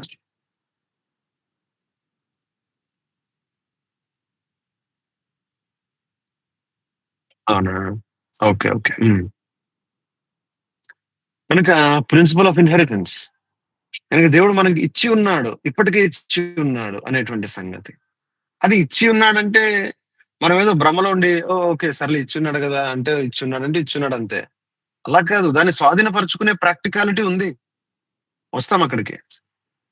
ఈ క్రమంలో మనం చూసాం the unsearchable riches of Christ కదా! Unsearchable Liberty, unsearchable power, unsearchable love, unsearchable piece. శోధింపశక్యము గాని అసలు అంటే దానికి అంతు సరిహద్దులు లేనంత విశాలమైనటువంటి మహిమ, విశ్వాసము, ఆనందము, కనికరము, వాగ్దానాలు, స్వాస్థ్యము ఇవన్నీ కూడా దేవుడు మనకు ఇచ్చి ఉన్నాడు. దాని తర్వాత ఏముంది? The principle of the Lord's victory and his word కదా! దేవుని యొక్క విజయంలో, యేసుప్రభు యొక్క విజయంలో నిలిచిండేటువంటి ఆ యొక్క సంగతి. ఎందుకంటే ఎవరికి చెప్తున్నాడు ఇవన్నీ? ఇజ్రాయేలీయులందరికి చెప్తున్నాడా? యెహోషువకి చెప్తున్నాడు. ఎవరు యెహోషువ? ఎవరిని చూపిస్తున్నాడు? పునరుత్థానుడైనటువంటి యేసుక్రీస్తు ప్రభు, మన నాయకుడైనటువంటి యేసుక్రీస్తు ప్రభుని గురించి చూపిస్తున్నాడు. మనలో ఉన్నటువంటి యేసుక్రీస్తు ప్రభు జీవమును బట్టి ఆయన ఆత్మ ద్వారా మనలోని వాసము చేస్తూ, మన నాయకత్వం చేస్తున్నటువంటి యేసుక్రీస్తు ప్రభుని గురించి మాట్లాడుతున్నాడు. ఆయన విజయము మన విజయము. యెహోషువ విజయమే ఇజ్రాయేలీయుల విజయము. ఎలాగ ఇజ్రాయేలీయులతో మాట్లాడకుండా యెహోషువతో మాట్లాడుతున్నాడో అది మనం గమనించాలి. ఈ మాటలన్నీ ఎవరికి? మనలో ఉన్నటువంటి యేసు ప్రభు యొక్క జీవముకు చెప్పబడినట్టు కదా! మనము దానికి లోబడే కొలది, మనము తనకు లోబడే కొలది ఏం జరుగుతది? ఈ సత్యమంతా, ఈ వాస్తవం అంతా కూడా మన జీవితంలో కూడా వాస్తవం అయితది. ఆ తర్వాత ఏం రాయబడింది 8వ వచనంలో this book of the law shall not depart out of దై మౌత్ కదా! ఈ ఈ ధర్మశాస్త్ర గ్రంథం నీ నోటి నుంచి ఏంటంటే దాటిపోకూడదు అంటున్నాడు. ఎంత అద్భుతమైనటువంటి మాట. ధర్మశాస్త్ర గ్రంథం నీ నోటి నుంచి దాటిపోకూడదు. ఏముంది మన నోటిలో? మన నోట్లో ఏం మాటలున్నాయి? అక్కడిక్కడ మాటలున్నాయా? సాధారణమైన మాటలున్నాయా? మంచిగా అనిపించే మాటలున్నాయా? మాటలు. నిజంగా దేవుని వాక్యం ఉందా? దీనికంటే బలమైనది లేదు భూమి మీద. దీనికంటే బలమైనది లేదు భూమి మీద. దీనికంటే అద్భుతమైనటువంటిది లేదు భూమి మీద. ఇది ప్రపంచంను మార్చింది, రాజ్యాలను మార్చింది, రాజుల్ని మార్చింది, సామాన్యుల్ని మార్చింది, దేశాల్ని మార్చింది, రాజ్యాంగాల్ని మార్చినటువంటి దేవుని వాక్యం అది. అది నీ నోటిలో ఉందా? లేదంటే నీకు జస్ట్ దాని గురించి ఒక అభిప్రాయం ఉందా? ఎంత అపరాధము దేవుని వాక్యము కలిగి ఉండి, ఆ వాక్యం నీ నోటి దగ్గరికి రాలేకపోతే ఎంత ఎంత అది మనము నష్టం చేసుకున్నట్టు, ఎంత అవిధేయత, ఎంత నష్టం, ఎంత అవమానం అది దేవునికి మనం చేసేది. ఈ ధర్మశాస్త్ర గ్రంథము నీ నోటి నుండి ఏంటంట దాటిపోకూడదు. ఇటీవలే ఆ ఒక బ్రదర్ ని గురించి విన్నాను. అమెరికన్ ఆయన బైబిల్లో అంట 40 గ్రంథాలను కంఠత చేసినాడంట. ఎన్ని 40 గ్రంథాలను కంఠత పట్టినాడంట. ఎంత ప్రేమించుంటాడు దేవుని వాక్యం. 40 గ్రంథాలు, బైబిల్లో 40 గ్రంథాలు వచ్చేస్తే బహుశా మనం 40 తరాలు, అంటే దానికి దీనికి రిలేషన్ లేదు కానీ, అంటే ఎంత ఆశీర్వాదము, ఎంత మేలు. ఇది బహుశా ఈ ధర్మశాస్త్ర గ్రంథము నీ నోటి నుంచి దాటిపోకూడదు. తెలుగులో కొంత వేరేగా ఉండొచ్చు కానీ ఇంగ్లీష్ లో ఎగ్జాక్ట్ గా this book of the law shall not depart out of దై మౌత్. డిపార్ట్ అంటే అసలు అది లేకుండా వేరేది ఏదో రానివద్దు అంటున్నాడు. అంటే చెప్పేది ప్రతిదీ, ఉత్తరించేది ప్రతిదీ కదా, ప్రతిస్పందించేటువంటి ప్రతి దాంట్లో కూడా ఏంటంట దేవుని వాక్యం వాక్యం వాక్యం వాక్యం. కనీసం ఉందా? ధ్యాస ఉందా అసలా? సరే నాకు ఇంట్రెస్ట్ రావట్లేదు, లేదంటే నాకు తెలియదు, నాకు మరి ఏడుస్తున్నావా రావట్లేదని చెప్పి? బాధపడుతున్నావా? సిగ్గుపడుతున్నావా? అయ్యో లేదే అని చెప్పి లేదా? ఏమంటాడు? But thou shall meditate there in day and night. Meditate day and night. మనకు డేలో ఒకసారి, నైట్ లో ఒకసారి గుర్తొస్తుంది కదా బైబిల్ వినేటప్పుడు. Meditate there in day and night అంటే ప్రతి సందర్భంలో. ఇప్పుడు జాబ్ చేస్తున్నావు, ఎవరితోనో మాట్లాడాలా, కొంత ఘర్షణ వచ్చింది, ఈ సందర్భంలో దేవుని వాక్యం ఏమంటుంది, ఎలా చేస్తే బాగుంటది, ఏంటి, ఏమన్నాడు ప్రభు, ఏమన్నాడు, ఇంకో చోట నేను ఏం చదివాను, కనీసం రెఫరెన్స్లు ఇవన్నీ కాదు. రెఫరెన్స్లు ఇవన్నీ అంటే మంచిదే, ఇంకా మనకు గుర్తుంటది, ఎవరికైనా చెప్పడానికి సులువుగా ఉంటది. కానీ అసలు ప్రాముఖ్యంగా దేవుని వాక్యం ఉంది. ఆ సకల ఆశీర్వచనాలు దాంట్లోనే ఉన్నాయి కదా, జీవమంతా దాంట్లోనే. దాని వెలపటంతా కూడా మరణము కదా, దాని వెలపటంతా దయ్యము కదా. ఆ దీవెనను, దేవుణ్ణి పక్కన పెట్టి దయ్యాన్ని మనము ఎంత మనం వింతైన మనుషులం కదా. మనం ఏదో జీవం కోరుకుంటున్నాం అనుకుంటాం కానీ మనం కోరుకునేది మరణమే కదా. ఒకరి మార్గం ఏంటంట, మన దృష్టికి ఎలాగుంటదంట, మంచిగా అనిపిస్తుంట, శ్రేష్టమైన. అది తుదకు దేనికి దారితీస్తుందంట? మరణానికి. బానే అనిపిస్తుంది మనకు. నేను ఇట్లా చేస్తే ఇది బాగుంటుంది, ఇలా చేస్తే బాగుంటది, ఇలా జాబ్ చేస్తే బాగుంటది, ఇలా చదువుకుంటే బాగుంటది, ఇలా డబ్బులు ఇలా చేస్తే బాగుంటది, అది చేస్తే బాగుంటుంది, ఇది చేస్తే బాగుంటుంది. కానీ తుదకు అదేంటంట, మరణం ఉంది. అదేంటి బ్రదర్, నేను మంచి ఉద్దేశంతో అనుకున్నాను కదా. మళ్ళా అప్సెట్ అవ్వడం మళ్ళా మనం దేవుని మీద. ఏంది అసలు? నువ్వు దేవుని చెప్పిన మాట వింటావా, లేకపోతే దేవుడిని చెప్పిన మాట వినాలా? నువ్వు దేవుడిని ఎక్కువ ప్రేమిస్తున్నావా, దేవుడు నిన్ను ఎక్కువ ప్రేమిస్తున్నాడా? అది యెహోషువకి చెప్పబడినటువంటి మాట. This book of the law shall not depart out of దై మౌత్ కదా. ఇప్పుడు నేను రక్షించబడినప్పటి నుంచి నా ఆశ ఒక్కటే ఉంటుండే, ఎట్లా ఎట్లా ఎట్లా ఎట్లా ఎప్పుడెప్పుడు యేసు ప్రభు గురించి వింటాను, యేసు ప్రభు గురించి మాట్లాడతారా, ఎలాగ ఆత్మ సంబంధ విషయాలు వింటానా, అది తృప్తి ఇస్తుంది నాకు. నాకు 24 గంటలు అది చెప్పినా కూడా నేను వింటాను, అట్లనే చెవులు ఇట్లా పెట్టుకుని వింటాను. ఇప్పుడు మా ఆఫీస్ లో పెద్ద పెద్ద వాళ్ళు ఉంటారు కదా, ఇంత లౌక్యం ఉంటది. వాళ్ళు ఆ పార్టీస్కి వెళ్దాం, ఈ పార్టీస్కి వెళ్దాం, అట్లా చేద్దాం, ఇలా చేద్దాము, అక్కడికి వెళ్దాము, నువ్వు ఇండియా వస్తున్నప్పుడు మాకు ఇలాంటి బాటిల్ తీసుకురావాలి, అలాంటి బాటిల్ తీసుకురావాలి. రకరకాల మనుషులు ఉంటారు కదా, అలాంటి రకరకాల మనుషులు ఉంటారు. మీరు నమ్ముతారా, ఇండియాకి వచ్చినప్పుడు వాళ్ళని కలవలేదు నేను, మా బాస్ని కూడా కలవలేదు నేను. వెళ్ళి చిన్న జోగూడలో చిన్న గది, దాంట్లో దేవుని బిడ్డలు ఉంటే వాళ్ళతో పాటు వాక్యము ధ్యానించి వచ్చినాం.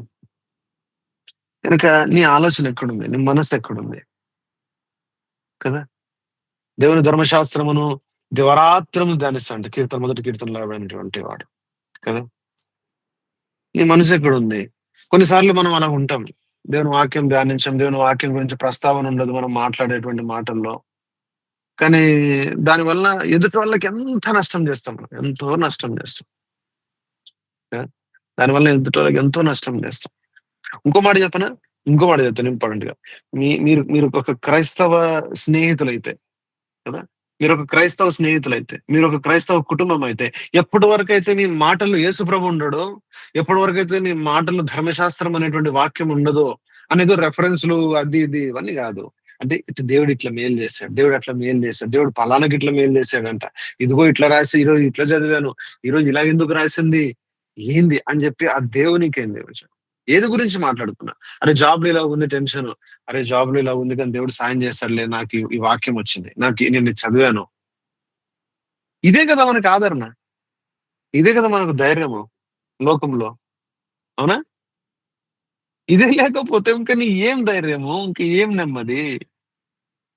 నెమ్మది ఉండదు.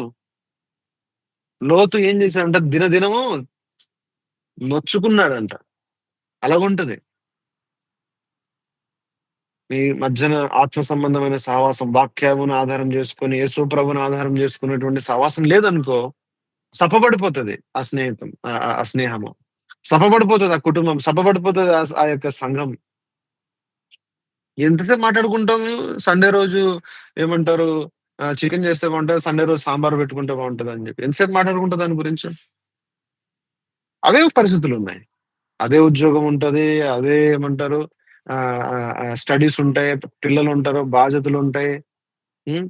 అదే గవర్నమెంటు ఇవే నడుస్తా ఉంటాయి. కొత్తది ఏముంది లైఫ్‌లో? ఏముంది తెలుసా? యేసుక్రీస్తు ప్రభువు వాక్యము. ఇది రాగానే అన్నీ మారుతాయి. ఇది రాగానే అన్నిట్లో మేలొస్తది. గనుక ఈ ధర్మశాస్త్ర గ్రంథం ఏందంట, నీ నోటి నుంచి దాటుకోకూడదు. ఈ వాక్యంలోని ఆదరణ ఉంది. ఈ వాక్యంలోని ధైర్యం ఉంది. ఈ వాక్యం నెమ్మది కలుగజేస్తుంది. ఇంకో మాట చెప్పనా? అందరూ నీకు తన భయాలు చెప్పుకోరు. ప్రతి మనిషి హృదయంలో భయం ఉంటది, ఆందోళన ఉంటది, టెన్షన్ ఉంటది, చికాకు ఉంటది, యాంగ్జైటీ ఉంటది. ఇవన్నీ ఉంటాయి. అయితే వీటన్నిటి మధ్యలో మన మాటలు ఏం సాయం చేస్తాయి ఎవరికైనా? ఏం సాయం చేయవు. కానీ మనలో ఆ వాక్యం ఉంటే, ఆ వాక్యం మనం మాట్లాడుకోగలిగితే, ఆ యేసు ప్రభువుని గురించి మనం చెప్పుకోగలిగితే, ఎదుటివాడికి కొంత ధైర్యం వస్తది. ఎదుటివాడికి ఆదరణ కలుగుతది. కదా! ఇది చాలా ప్రాముఖ్యమైనది. నేను మీరు ఫోన్స్‌లో గూడా ఎక్కువ మాట్లాడను నేను. ఎవరైనా ఫోన్ జేసి అట్లెట్లా, ఇట్లెట్లా కొన్నిసార్లు కొందరిని పలకరించలేను గూడా పలకరించను. అంటే అది ఇట్స్ వీక్‌నెస్. బట్ కొందరున్నారు. వాళ్ళు దేవుని వాక్యాన్ని ప్రేమిస్తారు. సేవకులు అట్లా. వాళ్ళతో నేను చాలా సేపు మాట్లాడతాను. ఎందుకు? ఎందుకంటే వాళ్ళు భూ సంబంధమైనటువంటి చెత్త మాట్లాడరు. వాళ్ళు గూడా అడుగుతారు. ఎలాగున్నారు? ఏమున్నారు? అక్కడ బాగుందా క్లైమేట్? ఏంటి? అది ఇది అని అడుగుతారు. వాళ్ళు గూడా మాట్లాడతారు. మనుషులమే మనం గూడా. దాని తర్వాత ఆ విషయాల్లో దేవుని హస్తాన్ని చూస్తారు వాళ్ళు. అచ్చా! అలాగ అక్కడ ఇలాగ ఉంది గదా! దేవుడు అలా సాయం చేస్తాడు. ఇలాగ పరిస్థితి ఉంది కదా! దేవుడు ఇట్లా చేశాడంట మీకు కూడా చేస్తాడు. అది దైవికమైనటువంటి విషయం. కనుక ఎక్కడున్నాం? ఎక్కడున్నాం? దేవుని వాక్యం ఉందా నీ లైఫ్‌లో? మాట్లాడుతున్నాం, ముచ్చట్లు పెడుతున్నావా? లేదా దేవుని వాక్యం ఉందా? ఎక్కడున్నాం? ముందుకెళ్దాం. ఆ తర్వాత చూసాము కదా! 3 దినముల సిద్ధపాటుల గురించి చూసాము. ఏంటి 3 దినములు? ఆయన మరణ భూస్థాపన పునరుత్థానమే. దాని గురించి ఎరగడము. వాక్యం యొక్క వెలుగులో దాన్ని ఎరిగి, దాన్ని గ్రహించి కదా! ఆ రీతిగా దాంట్లో ముందు కొనసాగడమే ఆరుదుల యొక్క ప్రయాణం నుంచి. ఆ తర్వాత ఇంక అనేకమైన సంగతులు చూసాం. కొంచెం దాటిపోతున్నా. దాని తర్వాత విశ్వాసముల గురించి చూసాం. కదా! విశ్వాసం యొక్క సిద్ధపాటు. The preparation of faith and purpose. కదా!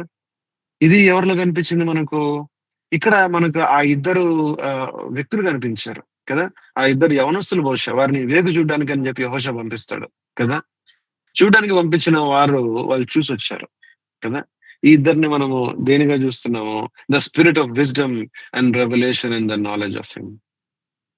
ఆయనలో స్వాస్థ్యం ఎలాంటిదో అని మనం ఎరగాలంటే, ఆయన పిలిచినటువంటి పిలుపు ఎలాంటిదో మనం ఎరగాలంటే, అత్యధికమైన, అపరిమితమైనటువంటి, మహత్తరమైనటువంటి ఆయన శక్తి బలాతిశయం ఎలాంటిదో అది ఎరగాలంటే ఏదో జస్ట్ ఇట్లా మనం చైర్‌లో కూర్చొని ఇట్లా ఆహా! ఆహా! ఓహో!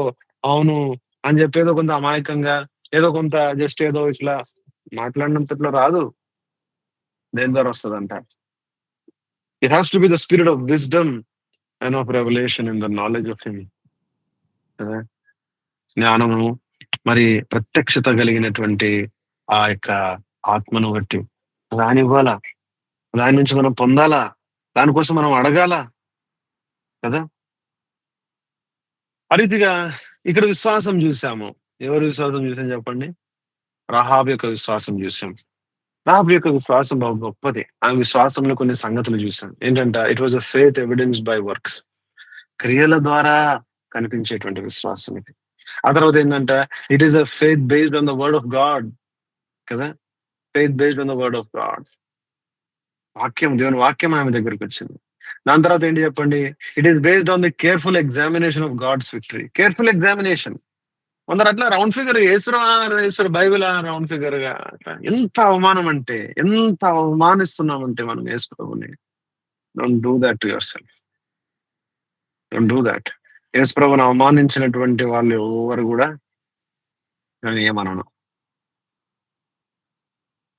కదా! ఆయన అవమానించకు.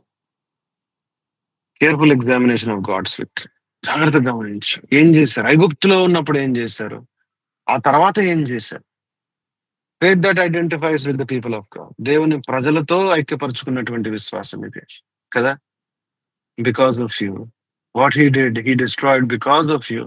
దేవుని ప్రజల విషయమైనటువంటి దేవుని యొక్క పట్టింపు, దానిని గమనించేటువంటి విశ్వాసం. ఆ తర్వాత faith that looks to the sovereignty of God. ఆయన ఏంటంటే ఆకాశంలోను, భూమిలోను ఆయన దేవుడై ఉన్నాడు. On the sovereignty of God. Faith that is based on covenant కదా! ఎలాంటి అనువాలంట? శుభ సూచకం. ఏంటంట? The true token. తెలుగులో ఏమనుంది? తెలుగులో ఏమనింది ఆమె? నిజమైన ఆనవాళ్ళు. True token. ఆనవాలే మన నిజమైన ఆనవాలంట. It's a true token. Ever lasting covenant. ఆ తర్వాత చూసాం ఏంటంట? A faith that blesses others. ఇతరులను దీవించేటువంటి, ఇతరులకు సహాయపడి మేలు చేసేటువంటి విశ్వాసం కదా! అలాంటి విశ్వాసం. ఆ విశ్వాసమును బట్టే మనం ఇందులోనికి రాగలం.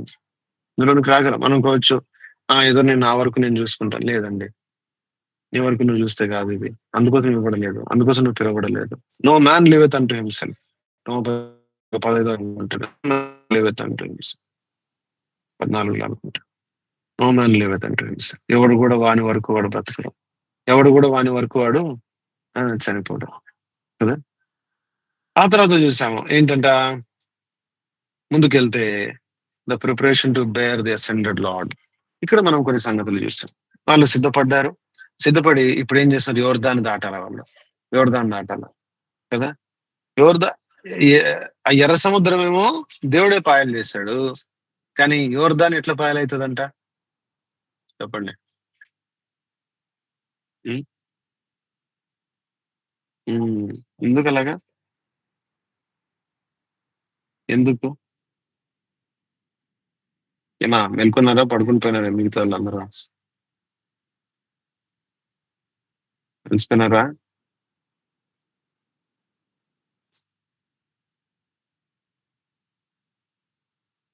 సరే. ఎందుకు ఎర్ర సముద్రం దేవుడు పాయలు చేశాడు కానీ యోర్దాను ఎట్లా పాయలవుతుంది? యోర్దాన్ and see this is important. పునరుత్థానం అనేటువంటిది అది వాస్తవం, అది సత్యం, అది నువ్వు అన్వయించుకోవాలా దాన్ని. నువ్వు దాన్ని అన్వయించుకోవాలా. నువ్వు దాన్ని తీసుకోవాలా. నేను ఇంకొక మాట చెప్తే మీరు బాధపడకూడదు. అంటే విషయం ఏంటంటే యేసు ప్రభు యొక్క మరణం ఏదైతే ఉందో కదా! దానిలోనికి మనం ప్రవేశించలేం వాస్తవంగా చెప్పాలంటే. అవునా? ఆయన ఎంత యాతన పడ్డాడో మన గురించి. మనం దాంట్లో పూర్తిగా పాలు పొందగలమా? పాలు పొందలేం పూర్తిగా. అది వధించబడి దాని రక్తం చల్లబడాలి మన మీద. దాంట్లో మనం పూర్తిగా పాలు భాగస్తులం కాలేము దాంట్లో. కొంతవరకు దాని యొక్క దాని యొక్క అనుభవం కాదు, కానీ ఆయన వెనక మనం నడవాల. సిలువనెత్తుకొని అనుదినం ఆయన వెంబడించాలి. 2 కొరింథీ 4వ అధ్యాయంలో రాయబడినటువంటి మాట ఏంటంట, మా శరీరం అందు యేసు యొక్క మరణానుభవమును వహించుకొనుచున్నాము అని చెప్పాడు కదా. But can we truly experience the death of Christ? ఎవ్వరం చేయలేదు. మరణం ఎలాంటి మరణం? గాఢ నిద్ర. అలాంటి మరణం ఎవరికి రాలేదు కదా. కానీ ఆయన జీవము ఎలాంటిది చెప్పండి, అది మనకు అందుబాటులో ఉంది. ఈ జీవం, it's the positive side of his redemptive work కదా. It is the positive side of his redemptive work. కనుక మనం దాన్ని అన్వయించుకోవాలా. దేవుడు నేర్పిస్తున్నాడు.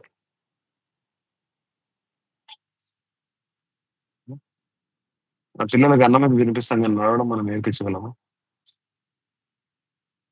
ఏమా, పిల్లలకు అన్నం అయితే ముద్దలు పెట్టొచ్చు, కానీ నడవడం నేర్పిస్తామా? నేర్పించలేము. It's a balanced approach. తను కూడా అడుగులేయాలా, మనం పట్టుకుంటాం. అడుగులేయాలా, పట్టుకుంటాం. ఇప్పుడు తను మనం అనుభవించుకున్నది కూడా అలాంటిదే. అందుకే ఇక్కడ ఏం జరుగుతుంది చెప్పండి, యాజకులు మందసమును మోస్తున్నారు.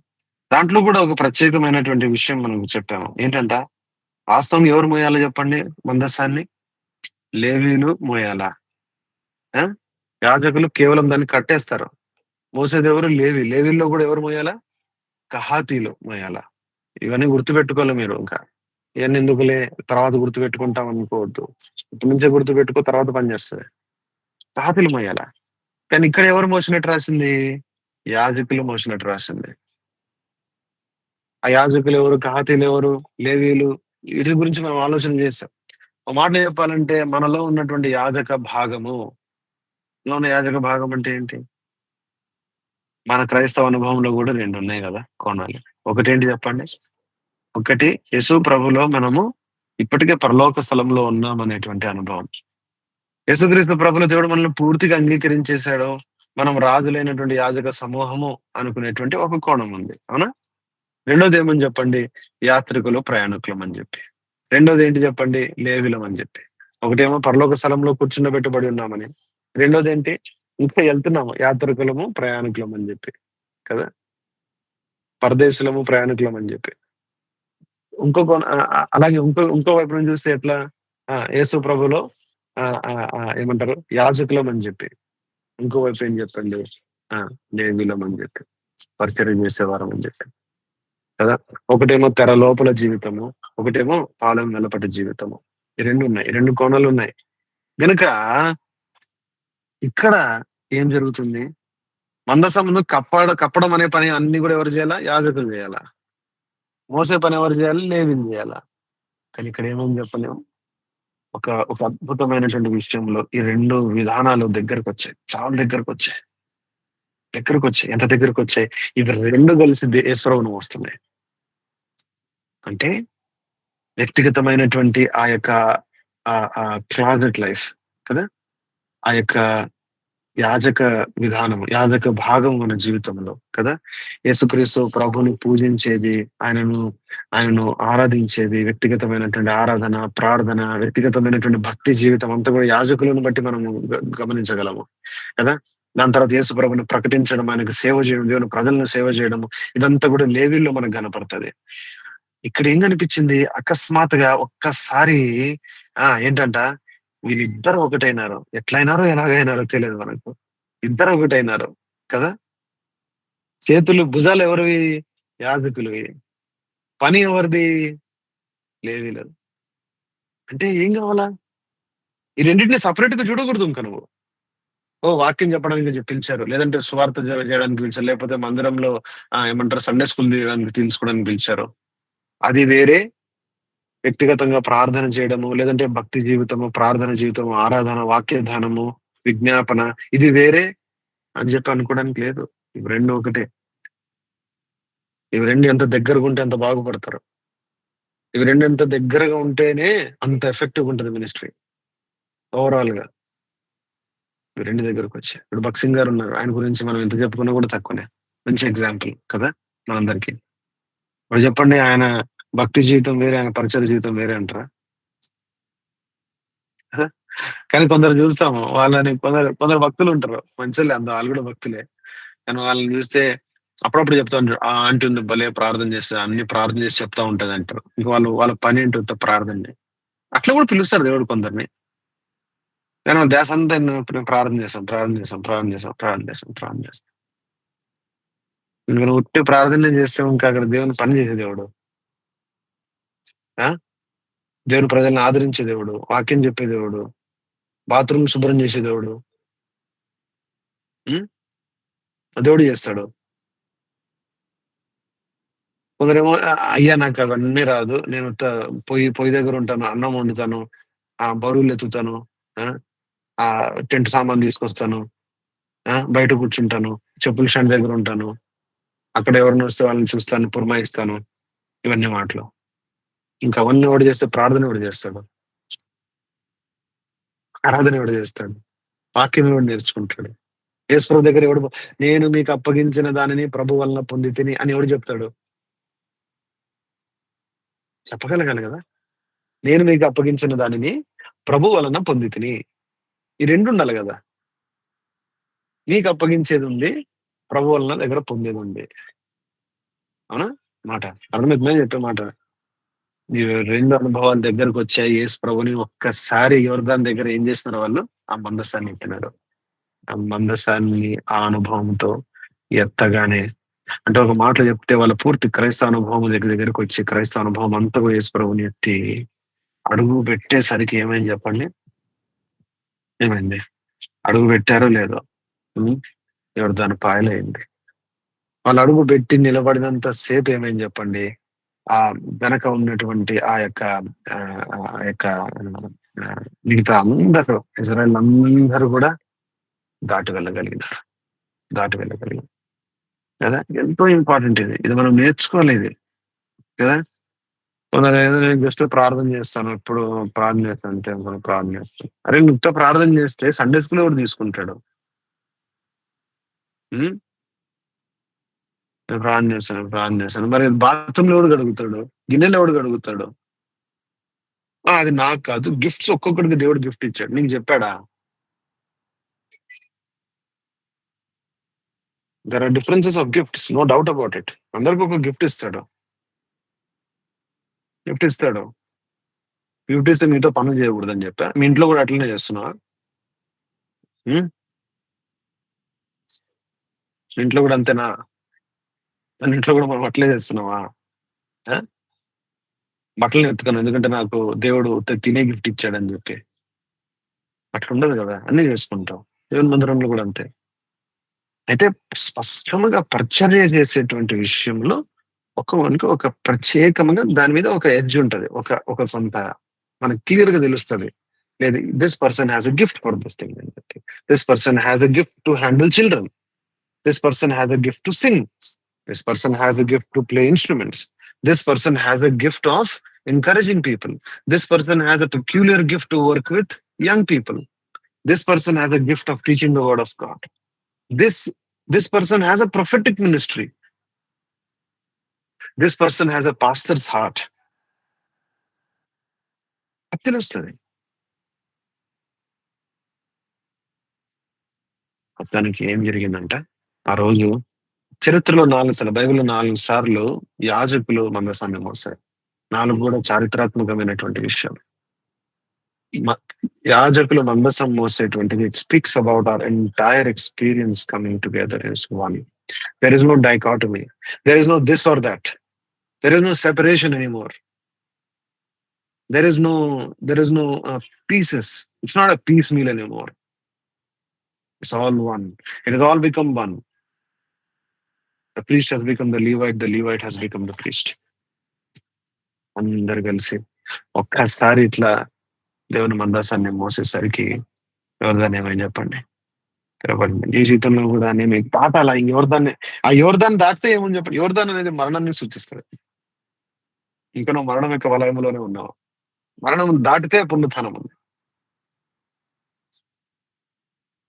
మరణం అంటే చచ్చిపోవడం కాదు, అంటే మరణం యొక్క ఆ యొక్క వలయము, that thing that is acting on your life, acting on your experience, దాటితే ముందు పుణ్యతనం ఉంది. దాటితే పునరుత్థానం ఉంది. దాంట్లో కూడా మనం చూసాం. వాళ్ళు ఏం చేశారు చెప్పండి? 3 రాళ్ళు తీసుకొని వచ్చి ఏం చేశారు? మధ్యలో ఉన్నటువంటి ఆ యొర్దాను మధ్యలో ఉన్న 3 రాళ్ళు ఒడ్డున పెట్టారు. ఒడ్డున 12 రాళ్ళు ఒడ్డున పెట్టారు. అక్కడి నుంచి తీసుకొని 12 రాళ్ళు ఏం చేశారు? యొర్దానులో పెట్టారు. ఏం చెప్తుంది? ఆయనతో పాటు అంతగా ఐక్యపరచబడ్డామని చెప్తుంది. ఆయన ఆయనలో మనం ఉన్నాం అనే సంగతి మాత్రమే వాస్తవం కాదు. కానీ ఏంటంట, ఆయనలో మనం ఉన్నాం అనేటువంటి సంగతి. కొత్త జీవితం బయటకొచ్చిందనే సంగతి మాత్రమే కాదు గానీ, పాత జీవితం పాతి పెట్టబడింది అనేటువంటిది కూడా ఖచ్చితమైనటువంటి వాస్తవం. ఒక నిర్దిష్టమైనటువంటి ఒక తీర్మానము. అవసరమైతే ఒక రోజు ఒక కాగితం పెట్టి రాసుకొని, ఆ కాగితం ఫ్రేమ్ పెట్టించుకొని, ఇంట్లో కట్టించుకొని పెట్టుకో. నేను పాత మనిషి చనిపోయినాడు. ఈ రోజు నేను దాన్ని గుర్తిస్తున్నా. ఎప్పుడో చనిపోయినాడు కానీ ఇప్పుడు దీన్ని పాతి పెడుతున్నా. ఒక మాటలో చెప్పాలంటే ఆ రోజు నిజంగా వాళ్ళ బాప్తిస్మిక అనుభవంలోనికి వచ్చారు కదా! ఆయన మరణ భూస్థాపన పునరుత్థానం యొక్క అనుభవంలోనికి వచ్చారు. వాస్తవంగా ఎక్కడొచ్చారు చెప్పండి? ఆల్రెడీ ఎర్ర సముద్రం దగ్గర వచ్చేసారు. కానీ ఇప్పుడు ఇది ఏమైతుంది చెప్పండి?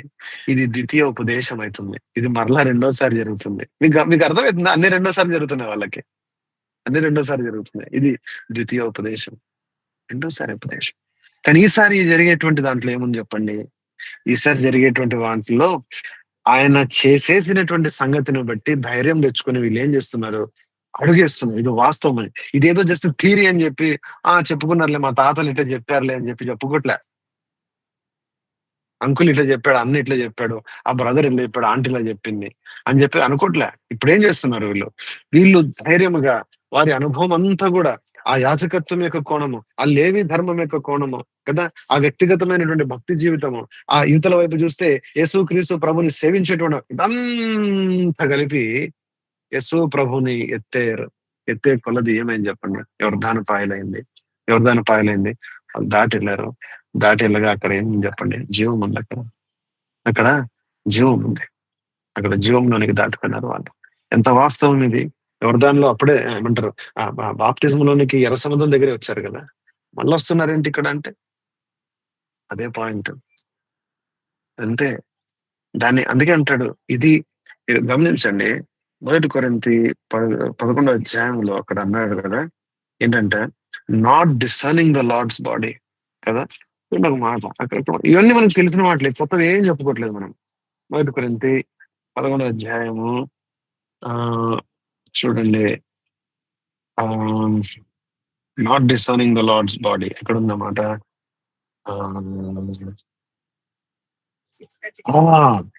ఎన్నో వచనం అది?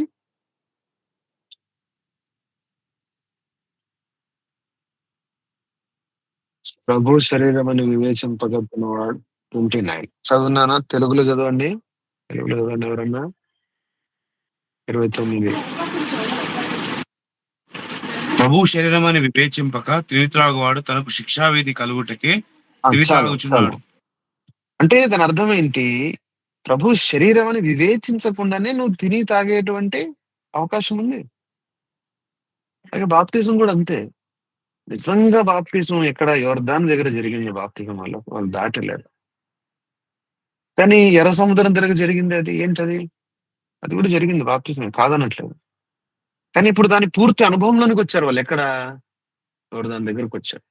యోర్దాను దగ్గర ఇప్పుడు ఆ బాప్తిజం యొక్క అనుభవంలో పూర్తిగా వచ్చారు. అందరం మనం బాప్తిజం సాక్ష్యం ఇచ్చాము. కానీ ప్రశ్న ఏంటంటే నువ్వు బాప్తిజం యొక్క పూర్తి అనుభవంలోనికి వచ్చావా? ఆయన మరణ భూస్థాపన పునరుత్థానం యొక్క అనుభవంలోనికి వచ్చావా? వాళ్ళు వచ్చారు అక్కడ యోర్దాను దగ్గర. యోర్దాను దగ్గర రాగానే ఇది ఒక్కటి చూసి ముగిద్దాం. యోర్దాను దగ్గర అక్కడ రాగానే వచ్చారు వాళ్ళు. వచ్చి ఏం చేశారు ఆ రోజు? చూడండి.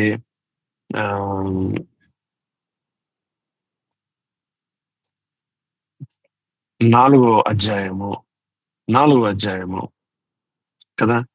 వాళ్ళు రాత్రి వాళ్ళక్కడ మరలా 12 రాళ్ళు లోపల పెట్టారు. 12 రాళ్ళు ఒడ్డున తీసుకొని వచ్చారు కదా!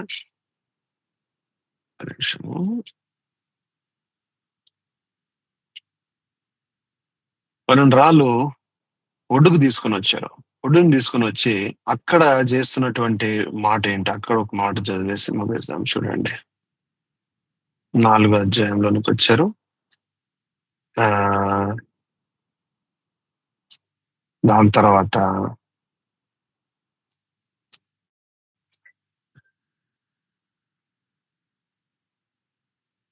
19వ వచనం చదవండమ్మా.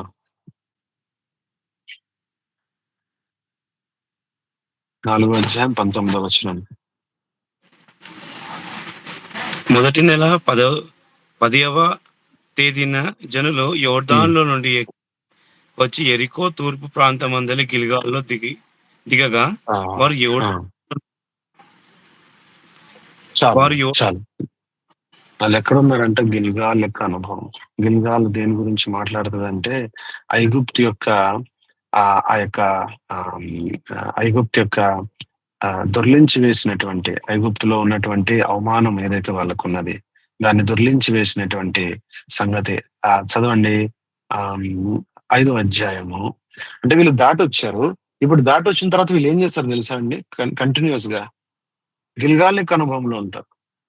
గిల్గాల్ యొక్క అనుభవంలో, మరణం యొక్క అనుభవంలో నుంచి దాటి వచ్చిన తర్వాత జీవం యొక్క అనుభవంలోకి వచ్చిన తర్వాత చేసేటువంటి మొదటి సంగతి చూడండి. 5వ అధ్యాయము 2వ వచనం. 5వ అధ్యాయము 2వ వచనం.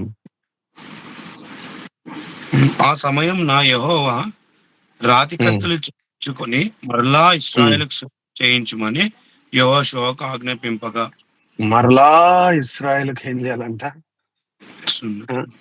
సున్నతి. ఇంగ్లీష్ లో చక్కగా సెకండ్ టైం అని రాసింది. Make the sharp knives and circumcise again the children of Israel the second time. మీరు గమనిస్తున్నారా? అన్ని కూడా రెండోసారి జరుగుతున్నాయి వీళ్ళకి. ఇప్పుడు ఏం జరుగుతుంది చెప్పండి? సున్నతి రెండోసారి జరుగుతుంది. మీకు అర్థం ఏంది? ఇదంతా రెండోసారి. ఇది ద్వితీయ ఉపదేశం యొక్క అనుభవం. ఇది రెండోసారి ఇది రెండో తరం యొక్క అనుభవం. ఇది మార్చబడినటువంటి జీవితం. ఇప్పుడు సిలువ కిందికి వచ్చి నలిగి విరిగి దాని బలహీనత దానికి అర్థమై, దేవుని యొక్క గొప్పతనం అర్థమై, ఇప్పుడు తగ్గింపులోనికి వచ్చి రెండోసారి ఉపదేశమును చెవు పెట్టి జాగ్రత్తగా వింటున్నటువంటి అనుభవం. ఇది రెండోసారి అంట, ఆ సెకండ్ టైం. ఇప్పుడు సున్నతిలోనికి వచ్చారు వీళ్ళు. సున్నతి యొక్క అనుభవం ఏం మాట్లాడుతుంది? సున్నతికి అంతా మనము వెళ్ళడానికి టైం లేదు. కానీ ఏం చేస్తున్నాడు? ఐగుప్తు యొక్క అవమానమును దేవుడు ఇక్కడ దొర్లించి వేస్తున్నాడు. ఎందుకు ఐగుప్తు యొక్క అంటే ఐగుప్తు యొక్క అవమానం ఎక్కడి వరకు వచ్చిందంట వీళ్ళతో పాటు? ఎక్కడి వరకు వచ్చినట్టు? ఎవరిదా దాని వరకు వస్తుంది. కొన్నిసార్లు మనం అనుకుంటాం యేసుప్రభు యొక్క that is the vital difference. ఇప్పుడు బక్సింగార్ లాంటి వాళ్ళ గురించి మనం మాట్లాడతాము, మనం ఉన్నాము. వాళ్ళు యోర్దానికి ఆవల దాటిపోయినారు. వాళ్ళు, మీకు మాట అర్థమవుతుందా? వాళ్ళు జీవం యొక్క భూమిలో ఉన్నారు. వాళ్ళు పునరుత్థాన అనుభవంలో ఉన్నారు. వాళ్ళు యేసుప్రభు యొక్క జీవమును పట్టుకున్నారు. వాళ్ళు పట్టుకున్నారనండి, లేదు దేవుడు వాళ్ళకి మనకు కూడా ఇచ్చాడు. కానీ ఇది పట్టుకునే విషయం. ఇంకా దాన్ని you cannot water it down. ఇంకా నువ్వు దాన్ని నచ్చి చెప్పలేవు. ఇంకా దాన్ని ఏదో రకంగా ఎక్స్ప్లెయిన్ చేసేసి దాన్ని దాటిపోయి బిమ్మిని తమ్మి చేసేసి మాటల్లో ఏదో లేదంటే ఆ బ్రదర్ అంటే అట్లా, బక్సింగ్ గారు అంటే ఇట్లా అండి, అలాగే ఇలాగని, ఇవన్నీ మాటలు వేస్ట్. దాటేశారు, మనం దాటలేదు. దాటని మనము ఇప్పుడు వాళ్ళ గురించి మాట్లాడితే మనకేం కనపడుతుంది? వాళ్ళు వేసుకున్న తెల్లబట్టలు కనపడుతుంది, వాళ్ళ భక్తి కనపడుతుంది, అవే కనపడుతుంది తప్ప లోపల వాళ్ళకి యేసు ప్రభు ఎట్లా కనిపించినాడో, వాళ్ళు ఎలాగా ఆ యోర్దాన్ని దాటి వెళ్ళారో, ఎలాగా వారి అనుభవం అంతా కూడా యేసు ప్రభును మోసిందో అవన్నీ మనకు కనపడవు. మనం ఇట్లా నిలబడి వాళ్ళని చూస్తూ ఉంటాం. ఈ ఒడ్డు నుంచి ఆ ఒడ్డును చూసి అబ్బా భక్తులు గొప్పలు అనుకుంటూ ఉంటాం. మాకు అర్థమవుతుందా? కానీ వీళ్ళు ఏం చేశారంట? దాటిన తర్వాత ఏం చేస్తున్నారు వీళ్ళు అంటే ఐగుప్తు యొక్క అవమానం. ఆ మాట చూడండి ఎక్కడుంది?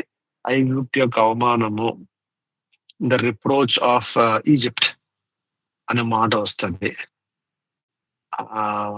చూడండి, I shall roll away the reproach of Egypt.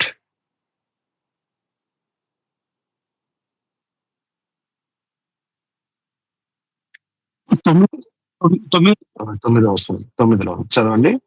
యెహోవా నేను ఐగుప్తు అవమానంను మీ మీద నుండకుండా దొరించి వేసి ఉన్నానని యెహోషువతో అనెను. ఐగుప్తు యొక్క అవమానం మీ మీద లేకుండా ఏం చేశాడంట?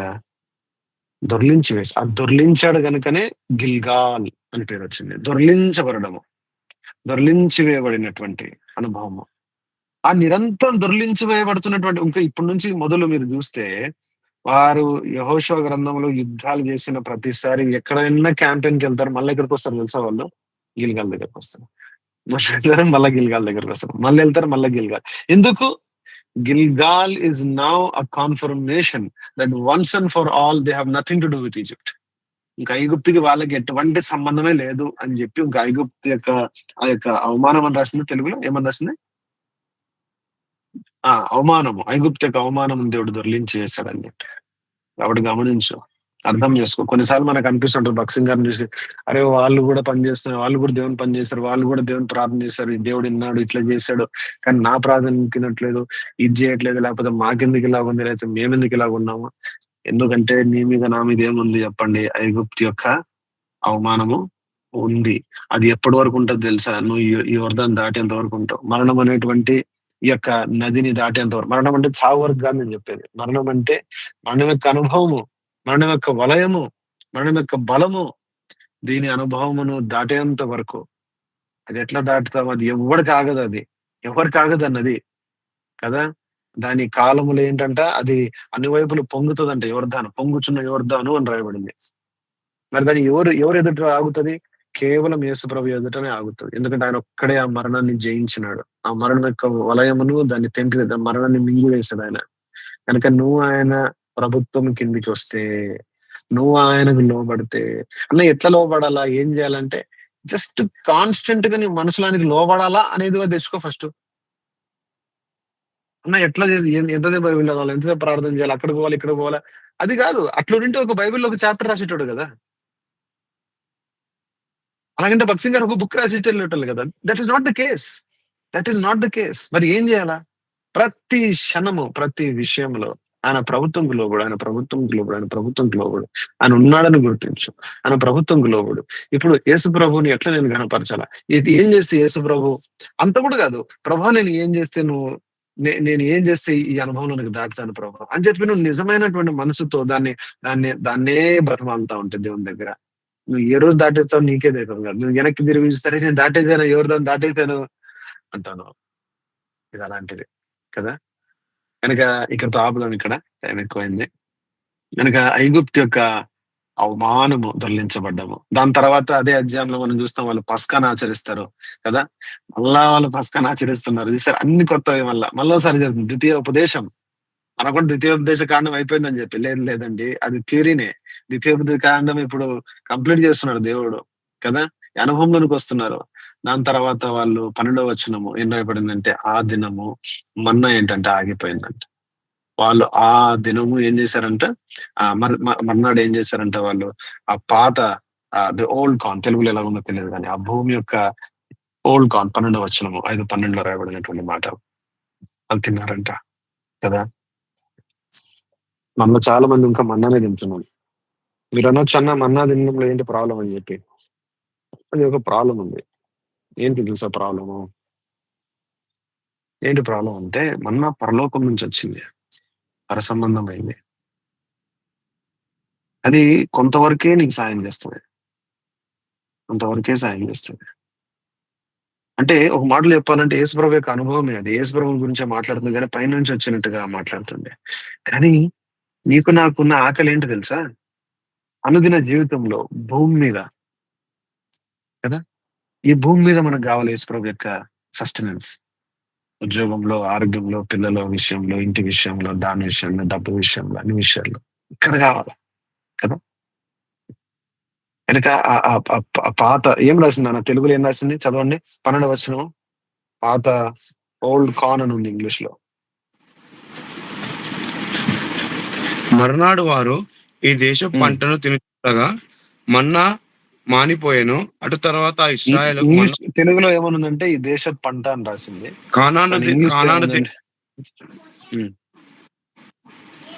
చాలు, ఈ దేశపు పంట అని రాసింది. కానీ ఇంగ్లీష్ లో ఏమనుందంటే they had eaten of the old corn. Corn అంటే ఏమంటారు తెలుగులో? కార్న్ ఏమంటారు తెలుగులో?